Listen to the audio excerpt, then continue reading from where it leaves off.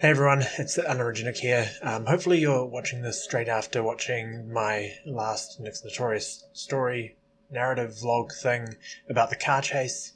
I'm calling it that because at the moment of me recording this, that's what it's called. I don't have a proper working title. I will think of something a little bit more inflammatory to drive the clicks. But this is a kind of behind the scenes, how did I do the animation type video. Just because every time I do an animation like this, I do get a couple of questions from friends, from other people in the comment section, just asking what system I use to do this and how I do it. So I thought I'd chronicle it during the making of for two reasons. One, to answer those questions, and the other one is because I use this Surface Pro for most of my animation, and it's about at capacity for everything. There's a whole bunch of stuff that's currently in the works for the animated segments of the vlog that you hopefully just saw. If you didn't, I'm going to leave a link below. I recommend watching it first because there are some heavy spoilers for the story, so if you enjoy that sort of thing, watch it first and then come back and you can see how I did it. But before I clear out a whole bunch of this stuff, I just thought I'd chronicle what I've done. You guys can see it. If you are into animation, hopefully you learn something. If you are an accomplished animator, maybe you could teach me something, because I'm not an expert in how to do this. Hopefully it's not obvious, but I've never actually studied animation. I've just made it up as I've gone along. So you'll see a lot of that as we go through this today. So, without further ado, let's roll that intro. You've seen that intro. Get that intro out of here. That's done. You know what channel you're watching now. And we're going to jump straight into it. So I guess the first thing to cover off is what I use to draw the pictures. I use a system called Sketchables. It's on the Google App Store. And so this is what it looks like here. You can make albums, which looks really fancy. I don't really think it's that practical. And then you can create images within those. I use PNGs so I can have a layer of transparency. It just helps. In the past, when I've done animations, I've used chroma key or green screen, and that's limited the amounts of colors I can use. And then when I use that, it actually drops a lot of color as well. So that's why I've gone with PNGs with my latest animations, and you'll see how that process works as we continue. So I started off with an image from Google Street View of the actual Mad-Eye Bay entrance. So this is a real place, and I just drew over top of that. I made the colors a little bit more vibrant. I had to layer it and put in shadows, etc., just so things could move in certain ways. The reason there are so many different layers here is because I needed the car to come up over this rise over here and then drive forward, and the reason why the gate is a separate layer as well is because it needed to have dust and other effects behind that, and then the shadow as well needed to blend into that. And then this shot all pivots and there's another part that's connected onto it, so you can actually see the car turn. So this is meant to all transition over and blur and everything and blend together. I'll do all that in post. Another shot from Google Street View. Here's the actual car itself, which, as you can see, I actually just trace a die-cast car that I bought from Amazon, which is interesting because it's an American version of the car. This is meant to be in New Zealand, so I've had to flip the driver's seat around for every image. The car's seen better days. It's lost all of its front seats in there. From my son, it's lost all of the lights and the bumper on the back. And it's got some cracked windshields and stuff. So it's definitely seen some better days, but that's what I used to trace the base image of all of these cars, or all of the angles of this car, so I could actually make it look like it's turning around and that sort of thing, which was important. And also part of the reason why this animation took so long. You'll see that there's sort of two of around the same location. That's because you can only have so many layers in Sketchables before it actually will prevent you from making more. And so I've had to cross that over across two. I've got a hair in my eye. Where did that come from? That's not mine. I had to cross it over across two pages to be able to fit it all in. So this is a one-way bridge on the way to Mad-Eye Bay. As you can see there, it took various layers to get all the textures in there, shadows, the background, the colour for the background. That's a row of trees that the car has to drive behind. So I just had to plan for how objects would move through this environment. I think this is another image of the car driving towards the bridge. So what I've had to do is colour. Yeah, there we go. I've had to color the tint for the windows and make that opaque in Adobe Premiere so that it looks like a window and not just a car with no windows. Here's a character image for Chili, who's one of the main characters. So what I've done with these character images is I have boldened out the lines so that when I shrink it down to fit it onto a body, it doesn't, the lines for the head and the face and everything match how big the body lines will be. So that's something I take into account when I go to draw a body. I've just made various layers so I can do the blinking and everything and make all that look realistic. There's eyebrows so that they can move separately and independently. That's his hair from a different angle. Oh, here's his hair there. Outline for his hair. Doesn't seem to exist. I might have deleted it. Here's the image I traced of my friend Chili to get it. Just to get his profile all right. I've kind of animated his eyes a little bit to make it a little more surreal.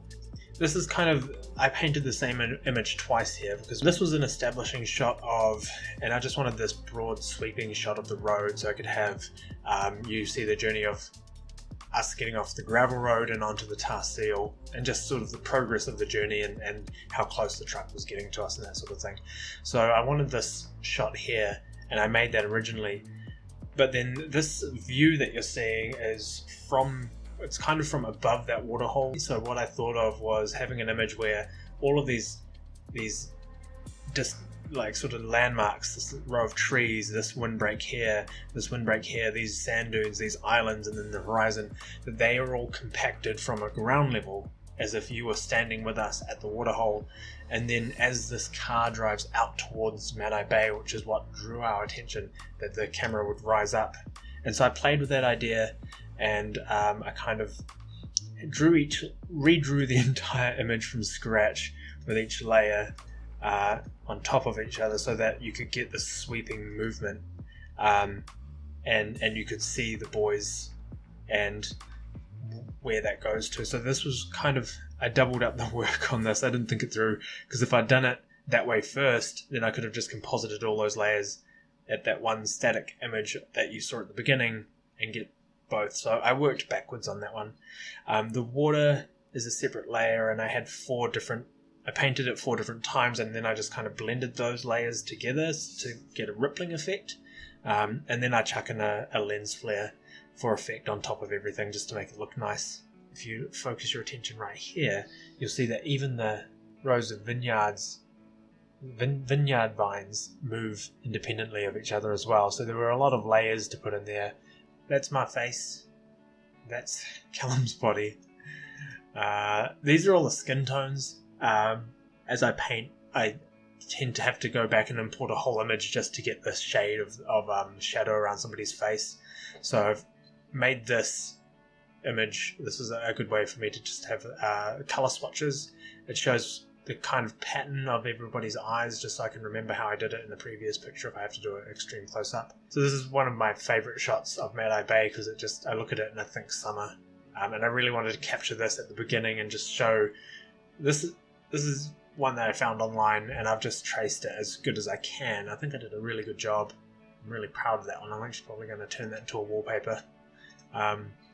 Yeah, basically, you can, if I layer over top, you can see exactly how many layers go into something like this.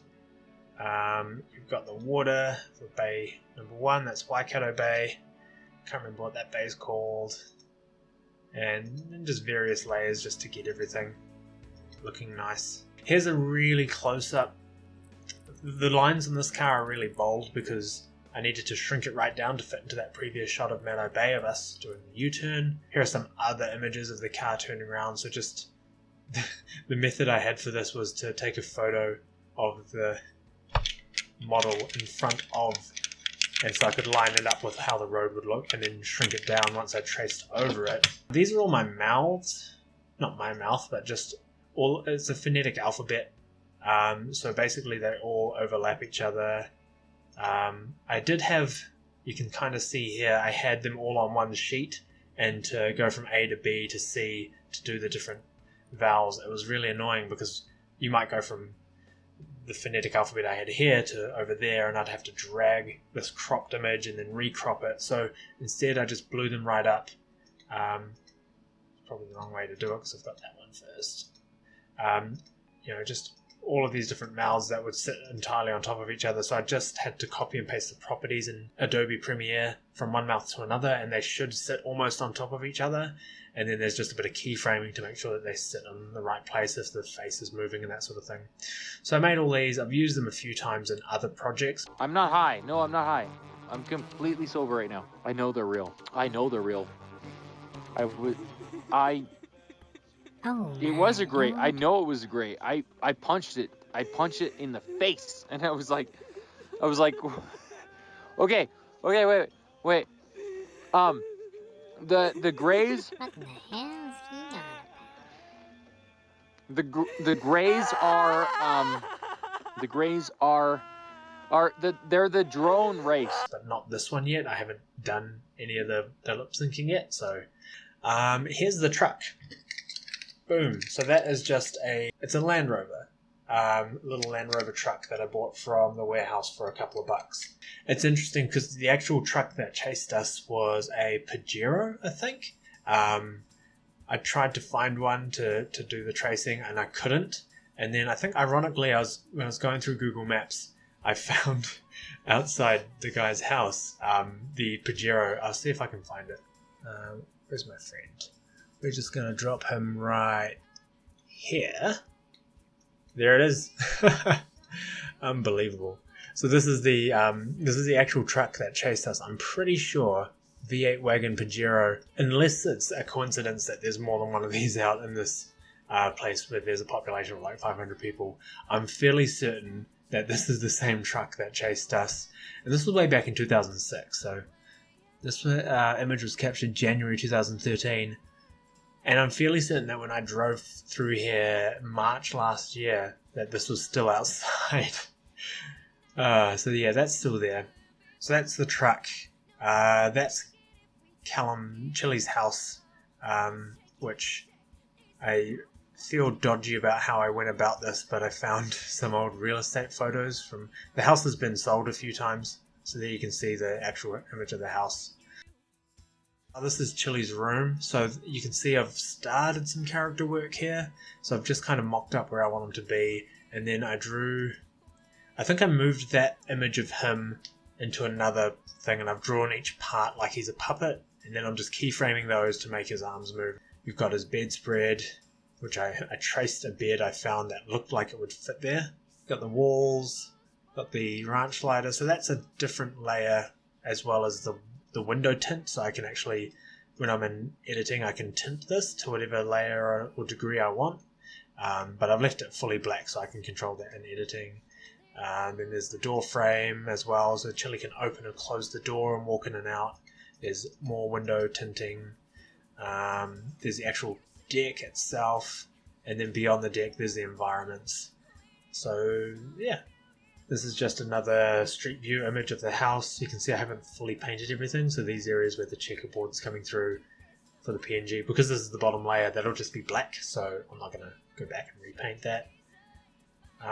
This is a top-down Google Maps image that I still haven't really decided how I'm going to use it. I mean, a lot of effort went into painting all of these layers to texture the golf course and the surrounding areas, just to give you a sense of scale of the chase. Some shadows. Oh yeah, so the shadows were interesting because the car needs to drive through these shadows and under them. So what I've done is that's the wrong layer. I've tried to make them be something I can make a bit opaque so that you can see the car actually passing by them. I've done that a few times. But yeah, I'll probably use this because in this particular area we nearly had a head-on crash, and I don't know how to animate that because it's going around a corner and I can't figure out the mechanics of moving environments around a corner. It's just too complicated for me. I don't have the technical know-how, so this might be how I do that if I talk about that particular moment, if it fits into the end narrative, basically. What do we got next? This is another image that I'm still not sure. This is kind of the same area, but instead of top down, it's from the kind of the west. So you've just got multiple layers, and what I thought would happen here is it would be like a dolly zoom.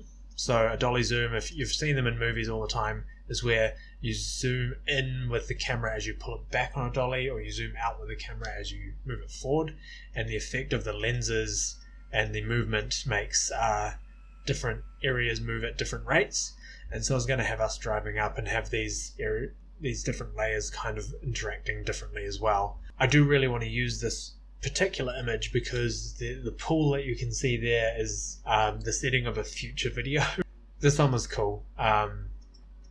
This was like, I didn't have a lot of character building around the antagonist, which sounds like a weird thing because he's a real guy and he was there and he just did this thing. So I wanted to make something that I could use to build up kind of this legend around who this guy was, or kind of this mythos that, you know, he's a bad guy. This is the cool image of the ominous threat of who we're dealing with. Just to get, every time I do a night shot, I can't help but put in a shooting star. And then we've got the axe, boom, and then if you look, it's hard for me to see on the screen, but you can see him walking away, which I thought was cool. It's just all of the passengers in the car itself, and then the wheels. And so what I had to do here was I had to think about, these wheels are going to be spinning. There are shadows on the wheel with the rims, but the shadows can't spin because the shadow is from the direction of the light. So what I've done is I've made the outer layer of the wheel. I've made the shadow layer, which doesn't interact with any of these holes or bolts or anything like that. And then I've made the back layer as well. And so the back layer and the outline will spin, and then this layer here won't. So for each wheel I have to have 3 layers, 2 of them spinning, 1 of them staying motionless. And that should give the effect of the wheel spinning, but not make it look like the direction of the light is spinning because it's from the sun. This is one of my really early test shots. This was so I really wanted this shot with When We Were Young by The Killers playing, because that song was really big this summer when we were all hanging out for the last time, and I wanted to just have this shot of us jumping into the water, or somebody jumping into the water. So this was Chili running towards the water, which you probably saw, but you didn't see this exact image, and that's because I fucked it up. If you have a look, I only drew him running 1 cycle, because then I figured I could just reverse it and it could loop, but when he reverses it, he actually takes a step backwards, and so it looked really wrong. It took me a while to figure it out, and then this is the final version, where I just bit the bullet, and you can see 1, 2, 3, 4, 5, 6, 7, 8, 9, 10, 11, 12, and then it loops. So I needed 12 frames of both him and his shadow to get that smooth running image. And then the shadow, I started to crop it out as he gets to the end of the cliff. And then as he starts diving, you actually see a reflection as well in the water, which kind of looks weird to me now because the reflection should be a lot smaller, I feel. But you only see it for a split second, so I'm not going to go back and change that. And the other thing you see is the bottom of the cliff come out as well, so you get the feeling that you're actually leaning over the edge of the cliff. And then a little splash, and then the water just sort of swirling around for a little bit. And he doesn't come back out at the end. I know this has been a bit of a different video to what I normally put out. I just wanted to take some time to show my creative process, whether it's just a madman talking bullshit for half an hour, or you've actually found something useful from this. Either way, that's kind of what I expected the video to be. If you are a professional animator and you're watching this shaking your head, please chuck some tips in the comments, because I'd love to hear that sort of thing. I'm not paying to go to animation school, not at my age. But yeah, this wraps up the video. Thanks for stopping by. Thanks for sticking with me. If you haven't seen the video now, I do apologize for the amount of spoilers that you've just endured. But please check it out. I'll leave a link to that and all my other animated vlogs at the end of this video. That's it from me for now.